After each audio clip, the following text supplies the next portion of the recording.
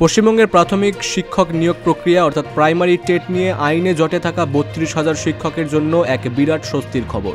কলকাতা হাইকোর্টের সিঙ্গেল বেঞ্চের নির্দেশ খারিজ করে দিয়ে বিচারপতিদের ডিভিশন বেঞ্চ রায় দিয়েছে যে এই বিপুল সংখ্যক শিক্ষকের চাকরি বহাল থাকবে। এর আগে একক বেঞ্চের নির্দেশে এই শিক্ষকদের চাকরি বাতিল করা হয়েছিল, যার ফলে তাদের ভাগ্য নিয়ে গভীর অনিশ্চয়তা তৈরি হয়। এই রায়কে স্বাগত জানিয়ে চাকরি প্রার্থীরা সত্যমেব জয়তে বলে নিজেদের উল্লাস প্রকাশ করেছেন। তারা দাবি করেন তাদের প্যানেলে কোনো দুর্নীতি বা ত্রুটি ছিল না। হাইকোর্টের ডিভিশন বেঞ্চের রায়ে মূলত পর্যবেক্ষণ করেছে যে তারা দীর্ঘ ৯ বছর ধরে চাকরি করছেন। এই মুহূর্তে তাদের চাকরি কেড়ে নেওয়া সম্ভব নয়। আদালতের স্পষ্ট অভিমত, নিয়োগ কর্তৃপক্ষের ত্রুটির জন্য যারা নির্দোষ তারা কোনোভাবেই ক্ষতিগ্রস্ত হতে পারে না। তবে দুর্নীতির অভিযোগ তোলা অন্য পক্ষ এই রায়ের পরিপ্রেক্ষিতে জানিয়েছে যে তাদের লড়াই জারি থাকবে।